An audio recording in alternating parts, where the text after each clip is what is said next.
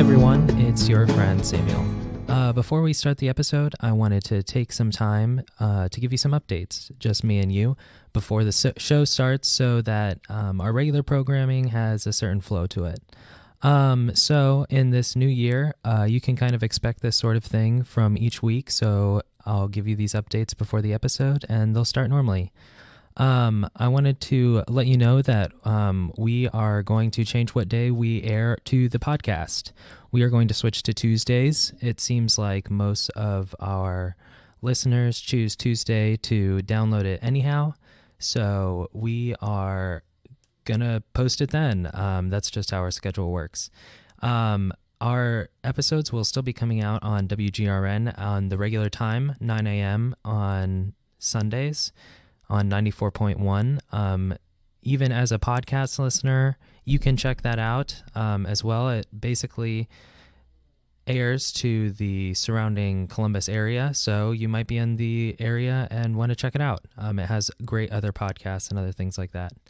Otherwise, I would encourage you, please check out our Facebook and our Instagram. You can search Community Roots Podcast, or we're at communityroots.pod. That's how most of our information is given out. Adrienne and Mom run it, and they do a great job, and they have a lot of uplifting posts as well. So check that out. Another thing is iTunes. If you could head out to iTunes, rate and review us. Nothing helps us more than those reviews. We are being seen all over the world, and every time you take the time to do that, it really helps us. It shares your feedback so that we know what to expect. And also, I wanted to say, please reach out to us via email. We've had a couple of listeners reach out and talk to us. Our email is communityrootspod@gmail.com. And any sort of feedback you have, things you want to hear, other things you want to talk about or discuss, we would love to hear from you. So please email us then. And the last thing is Patreon. We will be launching our Patreon soon. I hope you guys checked out last week's episode. That was one of our listener questions that we will be launching for Patreon as well. That will be up by February 20th. We'll have some raffles and some different tiers and all the sorts of things that helps you support us and helps put out more content that you want to hear. So awesome. I think that is all the updates I have. I hope you enjoy this episode.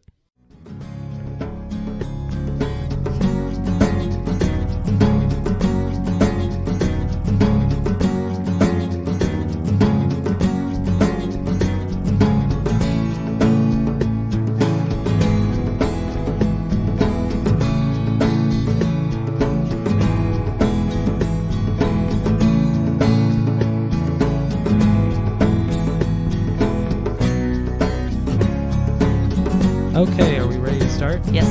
Hello, everyone. Welcome to Community Roots, a place where we gather in community to talk about mental health so we can travel the journey of life together. I'm Samuel Richards. I'm Julie Richards. I'm Adrienne Johnson. And we are in beautiful Mom's JHR Counseling and Consultation headquarters recording. This is great. I love the feeling of change. Everything looks so bright. And we have windows in our room. Our own equipment. The lovely Todd Richards, my dad, made a table that is all nice and all the cords are great. So welcome to a new year, 2020. I'm so excited. I'll just edit that part in. Well done. Beep.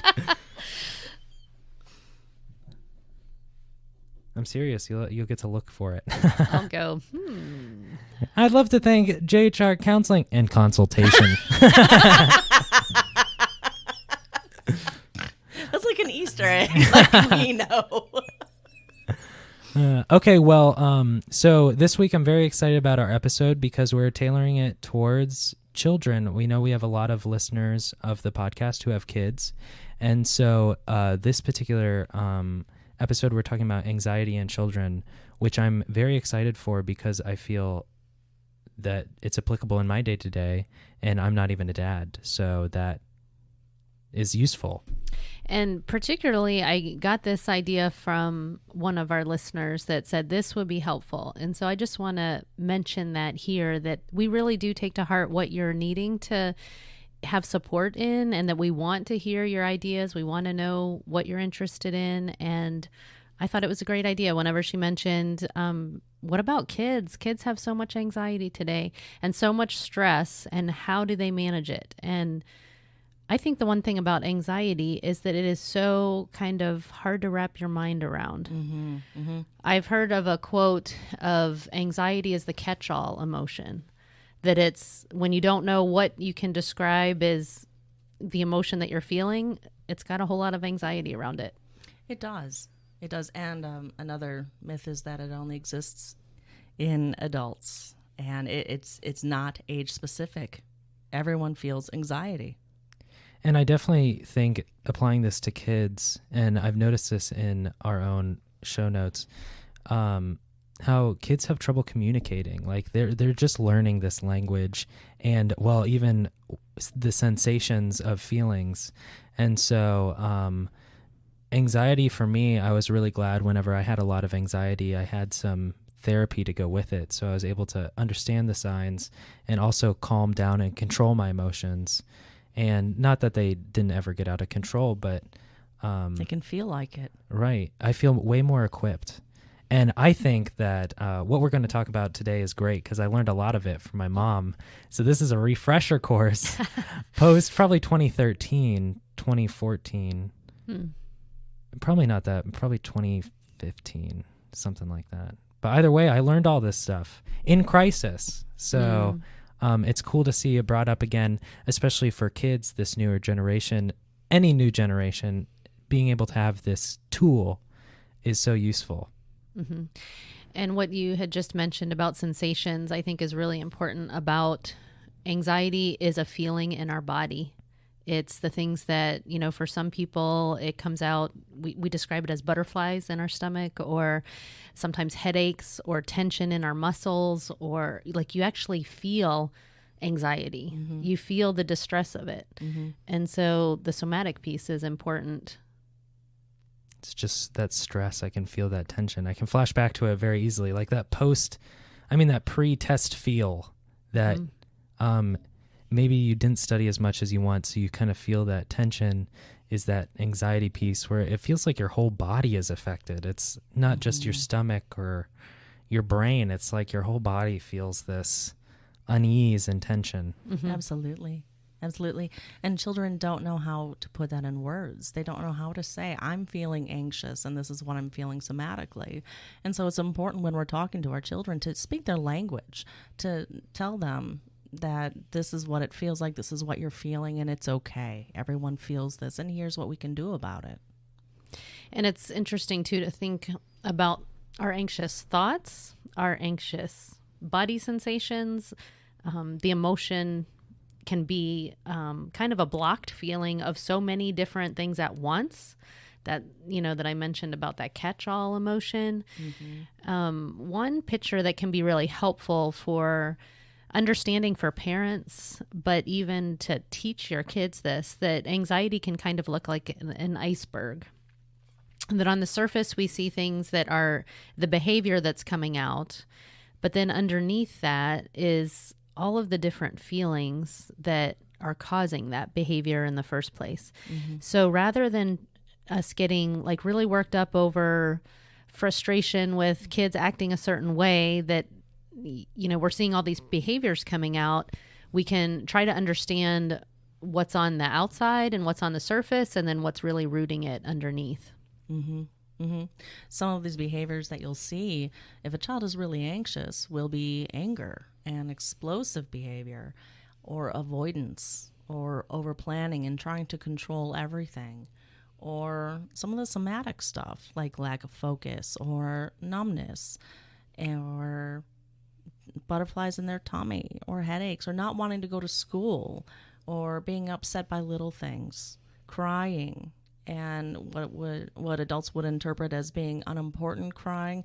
To a child, it's everything. There's a reason. There's a reason. Absolutely. Yeah, I love the show Inside Out. for a lot of things, because I feel like it Yes. taught me a lot, even though like, and it was at an important time. So something that happens throughout the movie is the panels get more complex. Like if you remember, the feelings were pulling and tugging.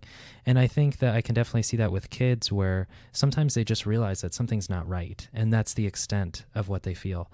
And I also think that extends into adults as well, is like, if you're not sure what you're looking for, you just feel an emotion, and sometimes it comes out in weird ways.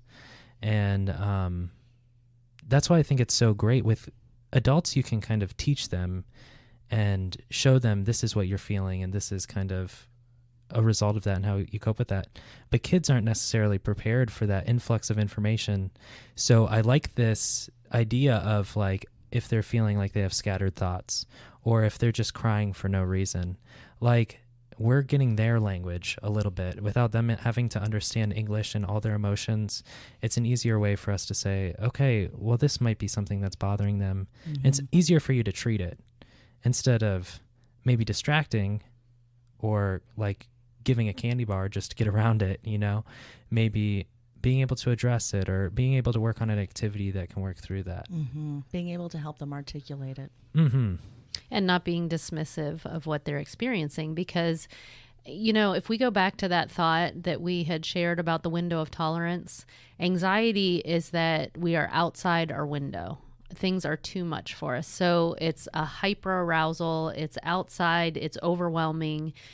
And to think there's so much overwhelm in that. And one of the ways it comes out too with the behavior is negativity. Like, how often do you hear someone, a child or an adolescent or even an adult, talking about things in such a negative framework that can be a sign of they're really feeling anxious and fearful and concerned. And some of those feelings that can be rooting that is that overwhelm. It's feeling helpless or uncomfortable or stuck, Rejected, disrespected, offended, sometimes embarrassed or ashamed of something, depressed. Children feel a multitude of emotions. and even just tired Absolutely. or lonely. Like maybe something happened at school that day that stuck with them. They didn't get over it just because they're, you know, outside the classroom or off the bus or at home. It's still in their nervous system from a sense of something being unresolved. Yes. And that their insides have been hyper aroused, and then there's nowhere for it to go. So Sure. it just kind of festers, and no wonder you can sometimes feel really irritable or negative.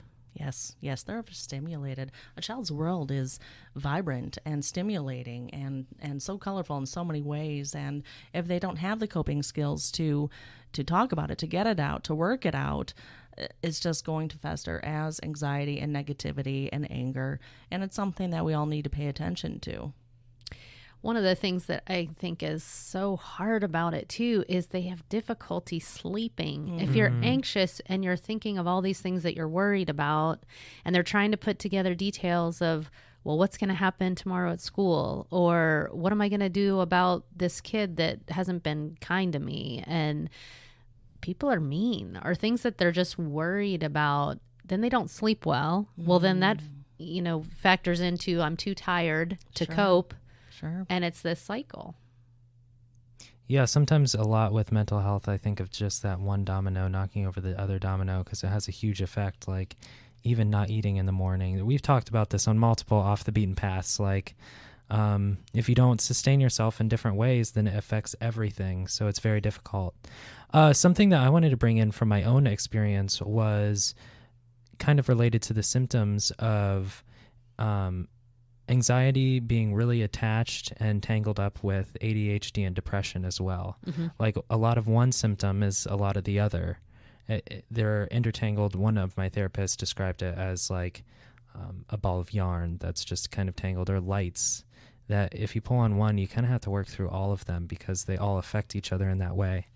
So I see that in a lot of the signs that you guys are talking about with children is those scattered thoughts, inability to sleep. That's another ADHD characteristic, but also anxiety and depression, or sleeping too much, or those depressive thoughts.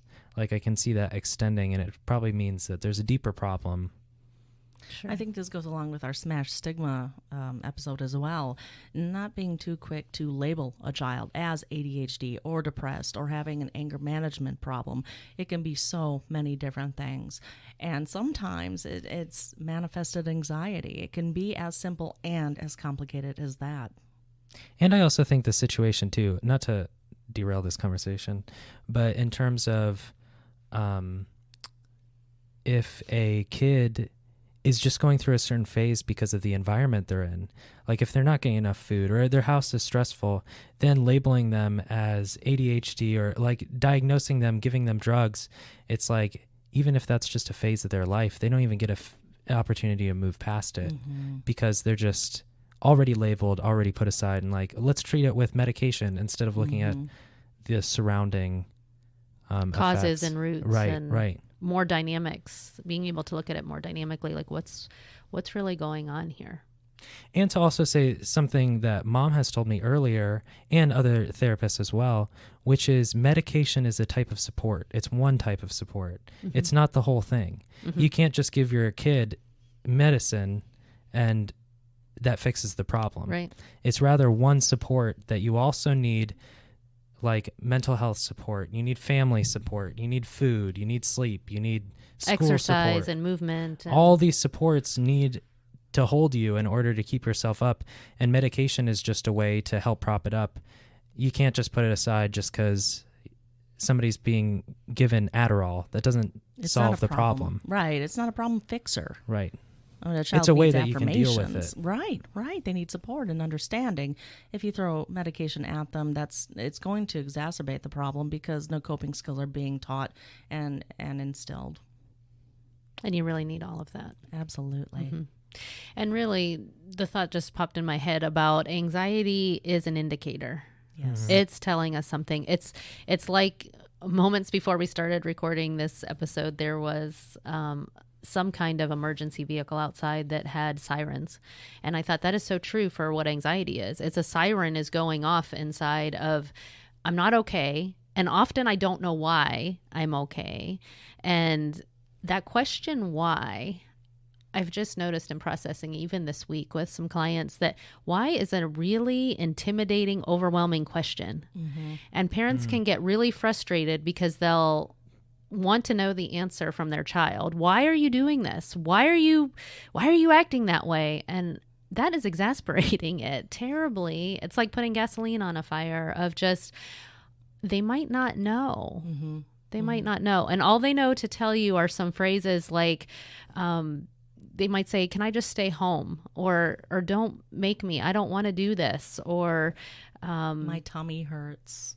Yeah. Or please don't leave me. Don't make me. Yeah. Sometimes it's a feeling of, I can't do it. Or can you do this for me? Or it kind of sounds like the same thing somebody would say if they were scared to ride a bike, but their parent was like, I'm going to teach you how to learn a bike. It seems like that same anxious anxiety, if that's also apparent in day-to-day stuff, like, hey, do you want to go shopping with me? Or, hey, it's probably maybe indicative of a deeper problem. Because it is that anxiety. Like, those anxieties are the same.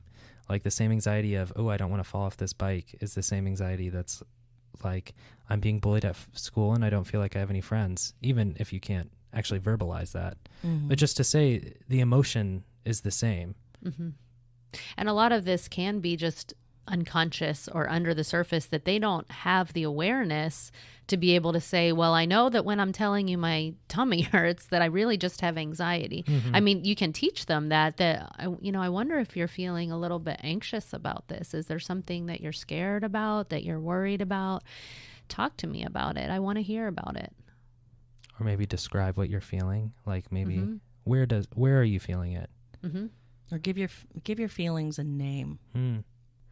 So you might have words that your child is trying to tell you, having a headache, or they can't fall asleep, or they're overwhelmed and they're saying, I can't do this, or I feel like I can't do anything right. I'm really negative and harsh with myself, and they're kind of giving you that attitude. But there also might be some things that they're doing that can be an indicator as a parent that you can help be a wise support for them. That if they are getting, for instance, really angry, and it seems they're easily angered by things, they're really activated by things, instead of thinking, why are they getting so angry? And that makes you as the parent angry and frustrated, which just builds all that energy in the room. Realizing that, underneath that anger is there might be some fear, there might be some anxious thoughts. They might act really sensitively, and it might seem like they're taking things personally. And depending on how the parent responds to that can make it worse, really. If the parent just says, oh, you're fine, like, that's not a problem. Let's go. Keep going. We have to hurry. I think hurrying can create anxiety. Very much so. Very much. And it's dismissive as well. It's just putting more pressure on. Yes. Instead of being patient and taking time whenever we need to sometimes allow more time, which doesn't fit the schedule, and it's inconvenient and it's frustrating. But it would really help if we would take some of that pressure off. Yeah, take that moment. And you're raising like a future big person. So being able to build that support, sometimes I think of parenting being about, and I know it's about a lot, but being about creating a safe space with unconditional love, and like a space where you can talk about anything. And I think taking the time to sit down and talk to your kid to say, hey, what is going on? Like, tell me what's going wrong. I know, like, everything. You also, I think a comedian said, parenting, you think you want to do all these great things, but imagine doing it on 2 hours of sleep. And then your mood switches a little bit. But I really do think that maybe taking that time also builds that deeper relationship with your kid to say that's what they're looking out for, is to say, hey, I'm hurting. Does anybody care? Like, is that a safe space for me? And that's kind of the question that they're posing, while also saying I'm uncomfortable. But your response to that, I think, has a bigger impact than just that situation. Sure. It's one saying, like, I do want to take the time to listen to you and figure out what's going on, or I have other priorities. I think that is so important. And how you're describing it makes me think in terms of an attachment lens and a relational, am I a safe haven? Am I someone that my child can have any feelings that they're having, even the uncomfortable ones, and I won't become more irritable, but I can hold space for them in that. I think it's hard whenever we see our kids, our adolescents, who are feeling really badly. They're feeling overwhelmed, stressed out, irritable, angry, negative, frustrated. So all of this energy is around them. And one of the ways that I help cope with that as a parent is that I will tell myself the phrase, they're feeling their feelings. And at the core of so much addiction or mental health concerns is that we avoid our feelings. We can't feel them. We've stuffed them. We've avoided them. We've denied them. We've medicated them. We've shamed them. We've shamed them. We've had yeah, exactly. There's just been so many things that because we don't know what to do with our feelings and we can't feel them. So when my adolescents at this point, but even whenever I had younger kids, how important it is to be able to have space where it's okay to let your feelings out. And that's not to say that you disregard all boundaries or teaching how to be moderate in how we handle our emotion, because there's a time and a space for that. But sometimes it's really good that the feelings are coming out, because then they're not stuffing them and they're not denying them and they're not avoiding them or needing to later medicate them, because they'll say, okay, I'm getting used to what this feels like to have my feelings. And it gives them a measure of control, too, over their feelings and what they can do with that and how to express it. Children have so few routes for control. They have very few avenues in which they can express themselves safely outside of a safe, loving environment. So keeping in mind that when we give them the skills to express themselves, we're giving them control. And it helps them feel empowered and to become empowered adults. So in talking about attachment and what is the safe environment that I can create for my child so that they can have their feelings and their emotions, some phrases that are really helpful to calm a child or adolescent whenever they're feeling anxious is, I'm here. You're safe. I want to hear about it. Tell me about it. Sometimes you can sit with a child and kind of ask them, how big is your worry? Is this does it feel really, really big? Is it really hard? And even give them a little bit of separation from their anxiety to be able to consider that their whole being is not anxious and worried. Part of them feels that way. So like, what would you want to tell your worry? Is that something that you want to draw about, or something that you want to change the ending on, or what other things do you want to know about this thing that feels like worry? To get curious about it, to wonder, so that that wonder and curiosity is an openness, and it gets us back into that window of tolerance where we're calm and we're able to think and we're more online with our brain, instead of feeling that flipped lid of too much overwhelm and anxiety. Being curious about it and wondering about it can be calming. I also think that whenever my memories of a kid are very black and white, in order, like I'm either angry or I'm not angry at all, or like some sort of, it feels very black and white where there's just so many emotions and so much input. I think you talked about that early, so much stimuli being a kid, because everything's new. And so I think that black and white often appears in my own memory of whether I was feeling like I can't go over to a sleepover to a friend's house, so it's just the end of the freaking world, you know? And I think being able to name it, to be able to describe like, how intense is this for you, is a way to say like, it's not black and white. It's like not the end of the world, or you're not feeling anxiety. It's like, name it. Like, let's describe a little bit what it feels. There's shades of it, or levels of it. Right. There's dimensions to it. And I also think part of anxiety, in my experience, has been not addressing things. It's just kind of like this shady void that I'm like, oh, I don't even want to look over there because I don't know what's in that.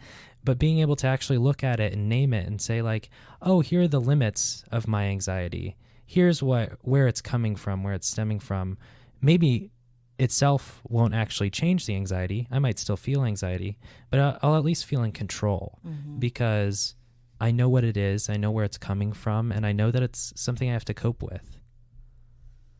And being a safe adult, if you can help ask your child or adolescent, what do you need right now? What do you need from me? And to let them know with reassurance that this feeling is going to pass. This is not always going to feel this way that it does right now. We can get through this, and we can do this together.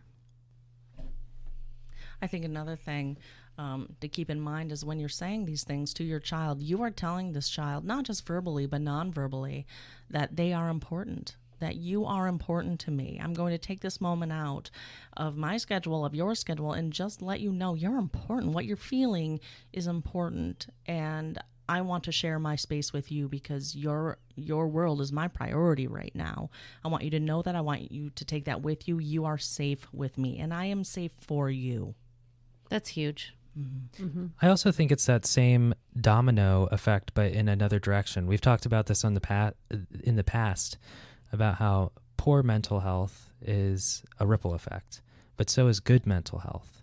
And I think kids are so cool because you're not only telling them, hey, our relationship matters to me, like you can with adults, to say, I really want to take this time.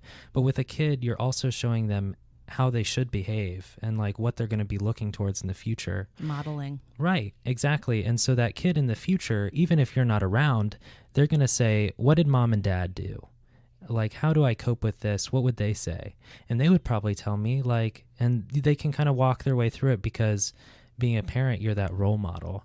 And I think that adds that extra layer of awesome, is that you're creating that ripple effect of then whenever their kid feels that anxiety, they're going to be able to learn about it.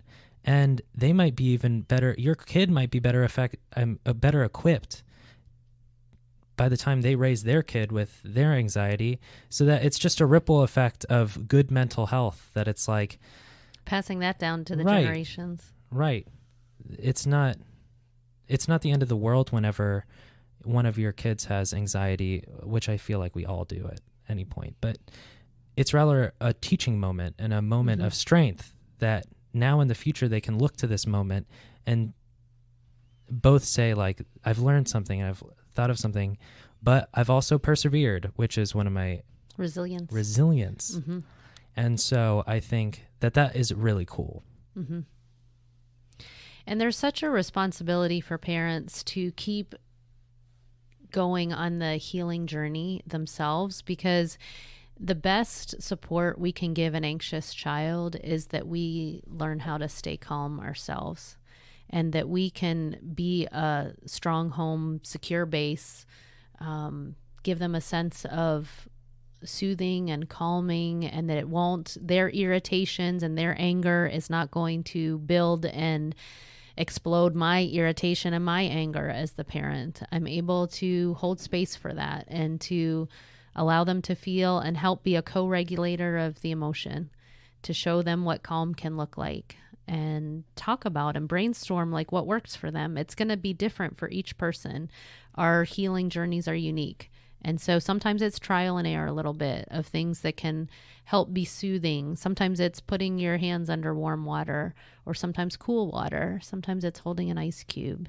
Sometimes it's having a weighted blanket or an animal, a pet nearby that can help calm and soothe. But learning what those things are and talking about that openly, so that you can say like, what would help calm you right now? What would be soothing for you right now?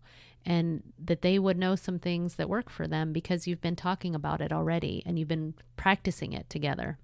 And asking them, inviting them in on the process of anxiety management, because we want them to feel like they have some control and they have some choice. And so when we ask them and we work with them, instead of talking at them or telling them, they feel like they can have some agency in a world that's very hard for them to navigate. And I think it's so important. We've kind of alluded to this a little bit today, but I just really want to speak out specifically to it. It is so important to validate someone's reality.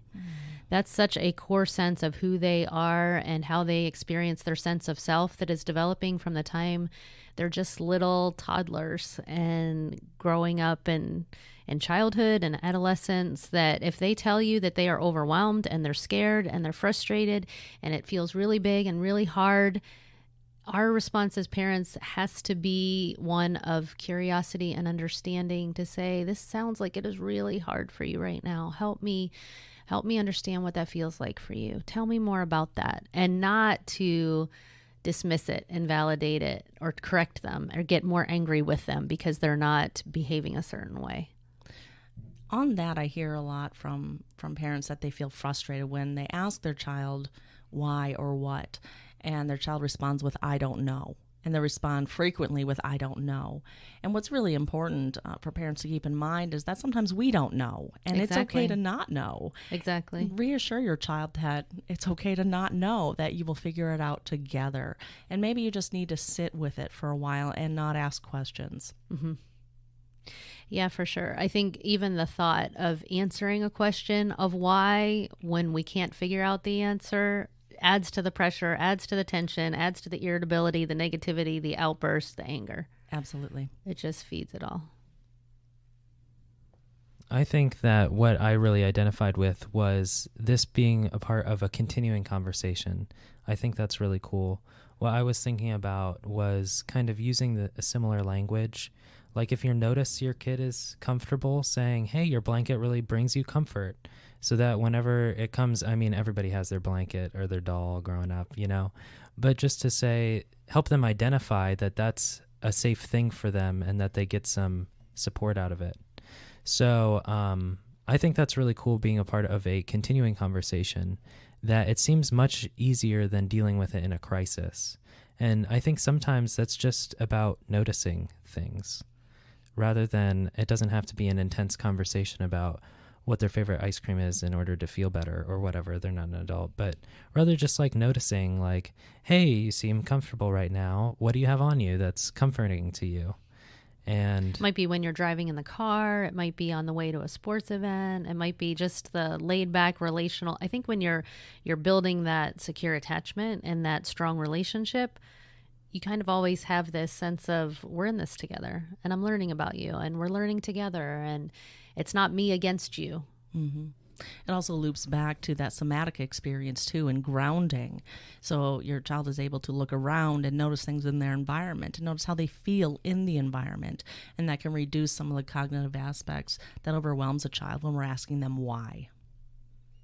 Because you can't even answer the question if your lid is flipped. If you're outside your window, your lid is flipped, you're offline. There's no answer for that. And so there's really the work of the parents to step back and say, I need to stop pushing right now. Mm-hmm. I need to not get frustrated that they don't know why. I need to give them some space and some time, and we'll work through it, and we'll get there. Exactly. Yeah, I think a large part of being a kid is just utter confusion. Oh, sure. Why do things work like this? Why am I feeling this? What is happening? And I mean, middle school a lot of overwhelm. Yeah, definitely. Oversensitized. And, you know, I was thinking too, just little things like maybe saying, taking a deep breath and just being like, doesn't it feel nice to just take a deep breath?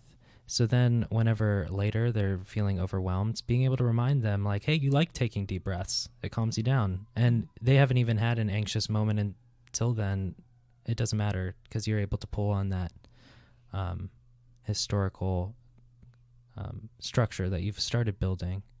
And for parents too, even if your child is not willing to breathe with you, it is going to help you as a parent to feel more grounded, to just start doing the breathing. And they might catch on and join you, or they might not be ready for that yet, but it will help ground you as the parent to take some deep breaths. And if you can't inhale right away, sometimes I'll tell people exhale first, because it will automatically make you want to inhale because you'll run out of air to breathe. So just blow the air out, and that is going to activate your parasympathetic nervous system that gives you peace. That's pretty cool. I'm very encouraged by this conversation. You know, I think there's something really cool about parenting. Reading some old like sociology theories and stuff like that, just about how core parents are to humanity. And specifically like the relationship with the mother, but I also think that it expands to all just like those familial connections in terms of whenever you're a kid, like your best friend is your parents. And so being able to have a parent who's equipped to help them deal with some of these things seems really cool and encouraging to me, that like kids who either listen to this podcast, affected by this podcast, or even beyond this podcast, who have these skills learned from a different source, I think is really encouraging because of those ripples like we're talking about. It can really change the quality of life and the quality of our relationships, and that impacts how we feel and what we do. There is such a huge ripple effect that impacts our whole community. And your relationship with your child lasts a lifetime. So using these skills now is going to impact how you relate to them as teens and young adults and so on. And like Mom said, you can use these tips and tricks yourself. So it's like a double win. You're learning and you're also learning about your kid. So that doesn't necessarily happen often. But being able to draw on that yourself, I think, is really useful, because maybe even simplifying it is a way that your own brain can comprehend it easier. Absolutely. It can give you support as a parent. There are a couple resources that I wanted to mention that are really helpful.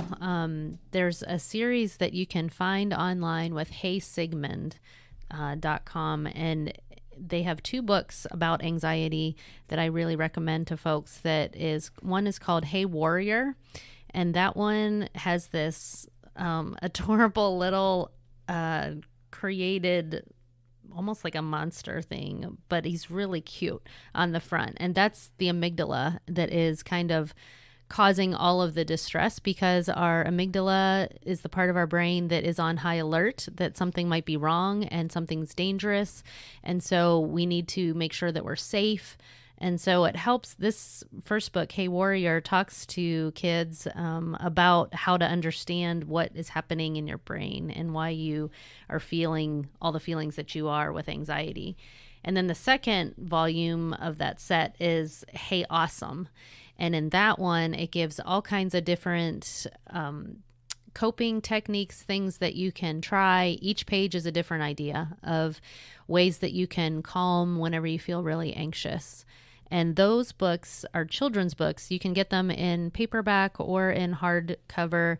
They are great for kids, but they are great for adults, because I don't know about your reading list or your stack of books, if anybody is anything at all like me, but I might just be strange. But I've got a huge list of things that I'm trying to read. So many books I try to get through. But a children's book, I can do that in one sitting, and it's amazing. And it's really, it counts as a whole book. It does. It does. And it's got so much great support in it. Like and even just seeing the pictures and the colors, it is kind of soothing just to read and understand and kind of wrap our mind around, to realize that, like, one of the things I got out of the book, our amygdala is strong. Like, it's trying to protect us, and we are not weak because we have anxiety. It's actually, we're very strong and awesome. We just need to learn how to work with it to help make it more supportive to us instead of on overdrive. Yeah, these books definitely helped me out as an adult, coming back from Pittsburgh and just learning how my emotions worked. This was a really easy way that even the amygdala, it's something I knew. And I got it on all of my biology tests. Psychology. Biology. Was it biology well. too? Yeah. I remember you were taking a psychology class and we were talking about it, and you're like, my test today had the amygdala on it. It comes up time and time again. It's one of those up. things. But I think it's great, and it was a great way to both learn about something, and I also think being able to put a name to something. Yeah. Something that I imagine too is like the amygdala is a small part of your brain. So sometimes I just imagine all my like fear and anxiety within that portion, and it's more of an alarm than it is like I'm actually going to die. Yeah. And so that gives me a lot of like security. I don't necessarily see the amygdala as my protector, although I totally see how it is from that book. Mm-hmm. But rather just a small thing that I have control over, and it's an alarm that I can just say, I got the message, and I can find a way to deal with it instead of letting it overtake me. You know? Yeah. So I think we're reaching the end of our episode. I'd love to end on gratitudes. We talk about this time and time again about how it's a great conversation piece, makes you more grateful. So I wanted to say, and no repeats from here on out. We're going to have to really sometimes, stretch. Yeah, sometimes we say thankful, that we're thankful for all the same things. I wanted to echo what Samuel said. I want to echo what Julie said. Or that we just repeat we're all our echoing. Same one. But I am really thankful for sunlight in our recording studio. I love being able to see the outside. This is such a great space. It already feels like Community Roots headquarters. Everything's set up. We have computers and mics. You'll get a picture on Facebook if you haven't already seen it. So and Instagram. Right.